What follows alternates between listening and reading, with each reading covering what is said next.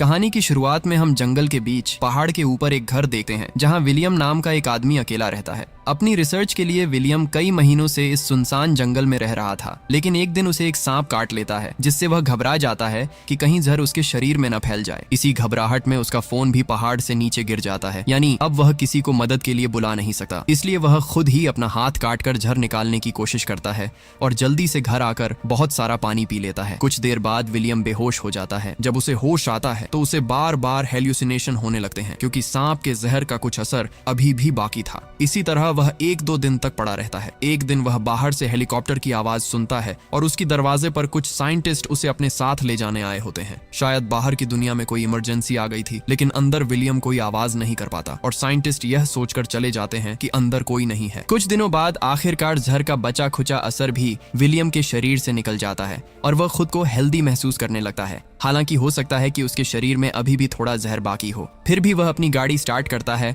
और वापस शहर की तरफ निकल पड़ता है। लेकिन जब वह शहर पहुंचता है तो पूरी तरह हैरान रह जाता है। वह देखता है कि शहर पूरी तरह बदल चुका है। किसी भी सड़क पर एक भी इंसान जिंदा नहीं है। पूरी दुनिया का सामान बिखरा पड़ा था। देखकर लगता है कि यहाँ कोई बहुत बड़ा हादसा हुआ था। लेकिन डरावनी बात यह थी कि सड़कों पर हजारों गाड़ियां बंद पड़ी थीं और उन गाड़ियों के अंदर मौजूद सारे लोग मरे हुए थे। तभी उसकी नजर रोड साइन पर पड़ती है। असल में कुछ दिन पहले पूरी दुनिया में एक बहुत भयानक वायरस फैल गया था, जो बहुत तेजी से फैलने की वजह से धरती पर मौजूद लगभग सभी इंसानों को इन्फेक्टेड कर मार चुका था। इसलिए अब न कोई सरकार थी, न कोई कानून या नियम कायदे। खैर, विलियम अपने घर पहुंचता है और देखता है कि उसके पेरेंट्स भी कुछ दिन पहले ही मर चुके हैं। विलियम कुछ देर हकीकत को स्वीकार करता है, फिर अपने घर के पास ही अपने माँ बाप के लिए कब्र खोदता है। कुछ दिन बीत जाते हैं और विलियम समझ जाता है कि इस शहर में उसके अलावा कोई और जिंदा नहीं है। लेकिन उसे उम्मीद थी कि उसके अलावा भी कहीं न कहीं कुछ लोग जिंदा होंगे जो उस वायरस से इम्यून रह गए होंगे। सेफ्टी के लिए विलियम अपने साथ एक बंदूक और कुछ सप्लाई लेकर लास्ट वेगास की तरफ निकल पड़ता है। रास्ते में जो ब्रिज शहर आने जाने का जरिया था वह भी ब्लॉक था, इसलिए विलियम को बहुत लंबा सफर तय करके दूसरे रास्ते से लास्ट वेगास पहुंचना पड़ता है। लेकिन यह शहर भी खाली पड़ा था। यहाँ कोई नहीं था। बड़े बड़े होटल और कैसीनो बिल्कुल सूने थे। आखिरकार विलियम थक कर एक फेमस होटल में रहना शुरू कर देता है। अब चूंकि यहाँ उसके लिए सब कुछ फ्री था, इसलिए वह महंगी महंगी वाइन पीने लगता है। लेकिन अगले दिन रात को उसके पास 2 सर्वाइवर आते हैं, मिल्टन और एन, जो विलियम की तरह उस वायरस से इन्फेक्टेड नहीं हुए थे। वे बताते हैं कि पिछले कुछ दिनों से वे भी ऐसे ही महंगे होटलों में रह रहे हैं। मिल्टन उसे आखिरी टीवी ब्रॉडकास्ट दिखाता है जिसमें बताया गया था कि साइंटिस्ट इस नए वायरस का कोई एंटीडोट नहीं बना पाए। इसके बाद अलग अलग देशों में गृह युद्ध शुरू हो गए। लोग दवाइयों के लिए एक दूसरे को मारने लगे और कुछ ही दिनों में दुनिया के सारे इंसान या तो वायरस से मर गए या फिर खून खराबे में। साथ ही विलियम को पता चलता है कि वायरस आने के बाद मिल्टन और एन आज पहली बार किसी जिंदा इंसान को देख रहे हैं, यानी अब धरती पर जिंदा बचे लोगों की संख्या बहुत ही कम है। वह यह भी जानता है कि इतने दिनों अकेले रहने की वजह से मिल्टन और एन की मानसिक हालत खराब हो चुकी है। एन यहाँ रिवील करती है कि उसने वीडियो कॉल पर अपने पति और बच्चे को मरते हुए देखा था, जिसकी वजह से उसकी जीने की उम्मीद ही खत्म हो गई है। अब विलियम कुछ दिनों तक उनके साथ उसी महंगे होटल में रहने लगता है। इतने महंगे और ब्रांडेड कपड़े फ्री में पड़े होने के बावजूद विलियम को अब कुछ भी अच्छा नहीं लगता। ऐसा लगता है जैसे ब्रांड की कीमत भी इंसानों के साथ ही खत्म हो गई हो। मिल्टन बताता है कि वह एक बड़ा बिजनेसमैन था, उसने बहुत कुछ कमाया था, लेकिन अब न उसके पास उसकी शोहरत है और न ही उसका फैमिली। मिल्टन अपने साथ एक गन रखता है ताकि उसकी मदद से वे तीनों अपनी जिंदगी खत्म कर सकें। ये सुनते ही विलियम घबरा कर बाहर चला आता है, क्योंकि वह अभी भी जीना चाहता था। तभी उसे पीछे से गोली चलने की आवाज सुनाई देती है, यानी मिल्टन और एन ने खुद को खत्म कर लिया था और इस तरह विलियम फिर से बिल्कुल अकेला रह जाता है। विलियम को लगने लगता है कि अब पूरी दुनिया में वही अकेला इंसान बचा है। वह गाड़ी बहुत तेज चलाकर शहर से बाहर निकल जाता है। रास्ते में उसे एक कुत्ता दिखाई देता है जिसे वह अपना साथी बनाकर अपने साथ रख लेता है और उसका नाम लकी रख देता है। इसके बाद वह लाइब्रेरी जाकर कुछ सर्वाइवल बुक्स ले आता है और अपने पुराने घर लौट आता है, जहाँ अब वह लकी के साथ रहने लगता है। आसपास के स्टोर्स में जितना भी खाना बचा था उससे वे काफी समय तक चल सकते थे और आगे चलकर वे खेती करके भी खा सकते थे। समय बीते बीते 1 साल गुजर जाता है। विलियम और लकी की अच्छी बॉन्डिंग हो जाती है, लेकिन इंसानों के बिना विलियम बहुत बोर होने लगता है। टाइम पास करने के लिए कभी वह जॉगिंग करता है, कभी तैरने चला जाता है। एक समय तो वह अपनी गाड़ी को एक ही जगह पर गोल गोल घुमाता रहता है। लेकिन उसकी यह बोरिंग जिंदगी एक दिन बदल जाती है जब लकी दूर एक घर की तरफ देखकर जोर जोर से भौंकने लगता है। विलियम देखता है कि उस घर से धुआं निकल रहा है, तो वह तुरंत गाड़ी लेकर उस जगह की तरफ तरफ पहुंचता है। वहां की छत पर एक लड़की बंदूक लेकर उसे डरा देती है। उस लड़की का नाम एमा था, वह भी एक सर्वाइवर थी। विलियम उसे अपने बारे में सब कुछ बताता है, जिससे एमा को यकीन हो जाता है कि विलियम से उसे कोई खतरा नहीं है। उनकी बातचीत से पता चलता है कि दोनों ने ही 1 साल से कोई जिंदा इंसान नहीं देखा था। विलियम के साथ जो कुछ भी हुआ था वह सब वह एमा को बता देता है और एमा भी अपनी सर्वाइवल स्टोरी शेयर करती है कि वह कल ही यहाँ आई है और उसे लग रहा था कि इस इलाके में कोई जिंदा इंसान नहीं है। कुछ देर बात करने के बाद विलियम उससे विदा लेने लगता है, लेकिन एमा कहती है, अरे आज रात यहीं रुक जाओ, कितने दिनों बाद कोई जिंदा इंसान मिला है। विलियम भी मान जाता है। फिर विलियम एमा को अपने घर ले आता है। अकेले रहने की वजह से उसने घर का कुछ भी ठीक से ख्याल नहीं रखा था, सब कुछ उल्टा पुल्टा पड़ा था। तो वे दोनों मिलकर घर को दोबारा ठीक करना शुरू करते हैं। पास ही खाने की दुकान थी, तो वे वहां जाकर खाने पीने का सामान ले आते हैं।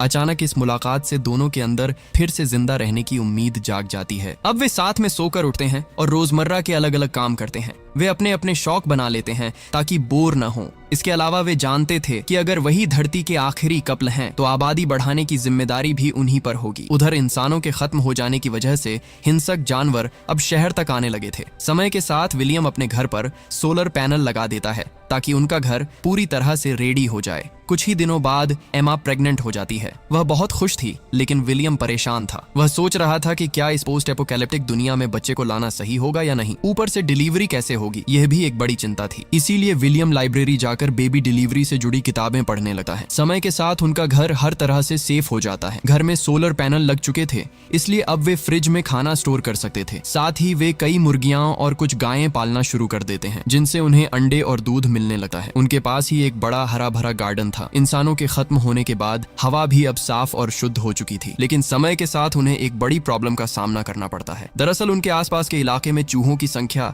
लगातार बढ़ती जा रही थी और अब तो वे उनके घर की तरफ आने लगे थे। इसलिए वे घर के आसपास का कचरा जलाने लगते हैं ताकि चूहे पास न आए। लेकिन जब यह आइडिया काम नहीं करता तो वे अपने पूरे घर को सील कर देते हैं। एक रात एमा कहती है कि वे जल्द ही चूहों की कोई ना कोई सोल्यूशन निकाल लेंगे और फिलहाल वह अपने आने वाले बच्चे को लेकर खुश है। अगले कुछ हफ्तों में विलियम दूर दूर से कुछ बिल्लियां लेकर आता है, जिससे उनके शहर में चूहों की संख्या कम होने लगती है और आखिरकार वह दिन आ ही जाता है जब एमा की डिलीवरी होती है। वे दोनों इस दिन के लिए बहुत तैयारी कर चुके थे, इसलिए विलियम की मदद से आखिरकार एक हेल्दी बेबी गर्ल पैदा होती है। इसके बाद वे शहर में जाकर अपना एड्रेस पेंट कर देते हैं ताकि अगर कोई और बचे हुए लोग कभी इस शहर में आए तो वह एड्रेस देखकर विलियम के घर तक पहुंच सके। समय बीते बीते 6 साल गुजर जाते हैं। एक दिन जब विलियम गाड़ी से घर लौट रहा होता है तो रास्ते में उसकी गाड़ी का एक्सीडेंट एक बाघ से हो जाता है। जब विलियम उस बाघ को ध्यान से देख रहा होता है तभी अचानक उसे एक छोटी लड़की दिखाई देती है, जो विलियम को देखकर डर के मारे भागने लगती है। विलियम उसे पकड़ लेता है और कहता है कि वह उसके साथ उसके घर चले, लेकिन वह लड़की बहुत ज्यादा डरी हुई थी, इसलिए विलियम उसे एक सेब देता है। सेब देखकर लड़की को यकीन हो जाता है कि वह उसे नुकसान नहीं पहुंचाएगा। फिर वह लड़की विलियम की गाड़ी में बैठकर उसके घर तक आती है। वहां पता चलता है कि अब विलियम के 2 बच्चे हैं। बड़ी बेटी हीदर के जन्म के 2 साल बाद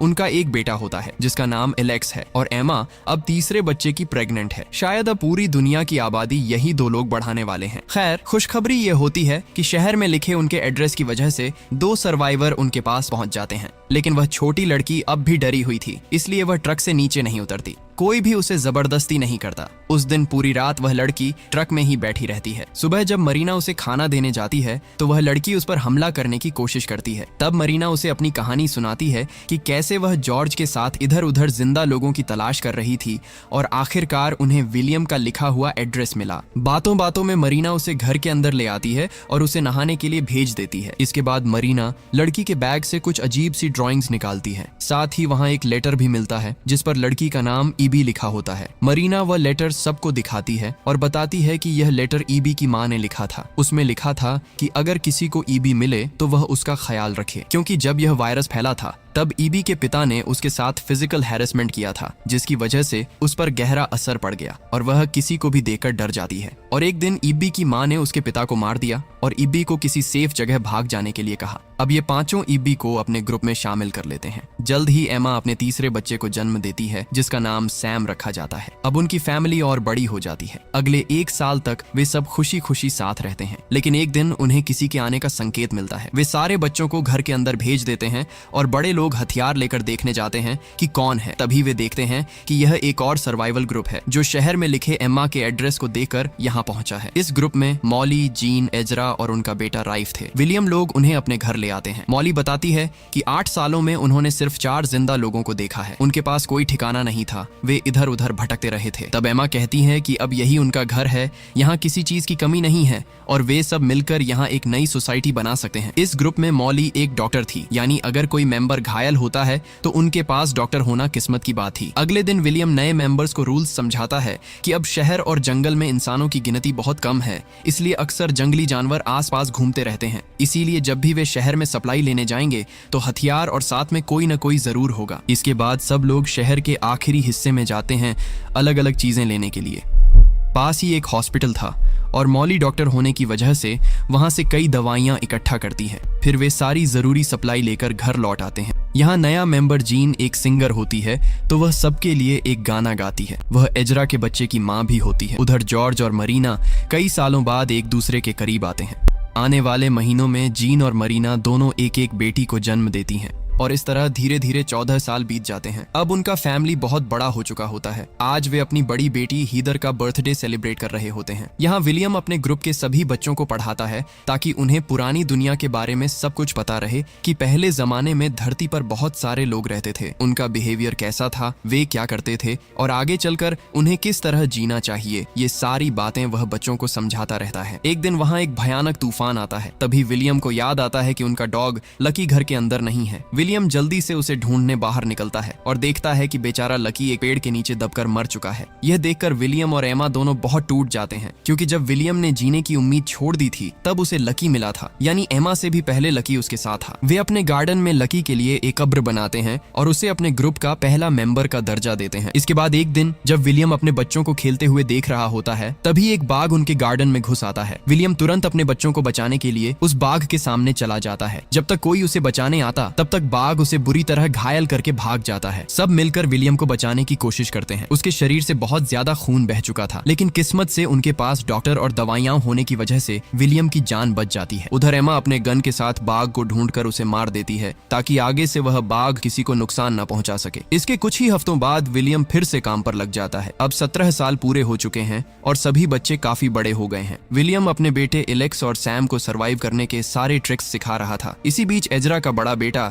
राइफ विलियम की बेटी हीदर को पसंद करने लगता है। वे हमेशा साथ रहते हैं। अब वे अपने फैमिली को बताते हैं कि वे अकेले बाहर दुनिया में घूमने निकलने का फैसला कर चुके हैं। सब जानते थे कि आबादी बढ़ाने की जिम्मेदारी उन्हीं पर है, इसलिए इसमें किसी को कोई आपत्ति नहीं होती। फिर वे दोनों को हथियार और खाना पानी देकर विदा करते हैं। कुछ दिनों बाद उनके पास पानी की कमी होने लगती है। पास के एक डंप में जाकर वे पता करते हैं कि आसपास का सारा पानी सूख रहा है। असल में अचानक इंसानों के खत्म हो जाने की वजह से मौसम का प्रोसेस पूरी तरह बदल गया था, जिससे कई महीनों तक बारिश नहीं हुई। यानी अब ग्रुप के सामने एक बड़ी प्रॉब्लम थी, पानी की कमी। तभी वे देखते हैं कि उनकी तरफ एक गाड़ी आ रही है। इसका मतलब है कि उनके अलावा भी कुछ अन्य सर्वाइवर अभी तक जिंदा हैं। वे जल्दी से घर पहुंचकर सबको यह इन्फॉर्मेशन देते हैं और कहते हैं कि ये लोग हमारे लिए खतरा हो सकते हैं और हमारे घर को भी कब्जा कर सकते हैं। असल में उस ग्रुप की चार्लिस्ट थी जो कहती है कि वे यहाँ तेल लेने आए हैं। असल में उनके पास एक ड्रिल मशीन है जिससे वे जमीन में ड्रिल करके विलियम के लिए हैंड पंप लगा सकते हैं ताकि उन्हें पानी मिलता रहे। लेकिन इसके बदले चार्ली विलियम से पेट्रोल चाहता है ताकि वे 500 मील दूर के इलाकों तक जा सकें। अब चूंकि विलियम के ग्रुप के पास पानी की कमी थी,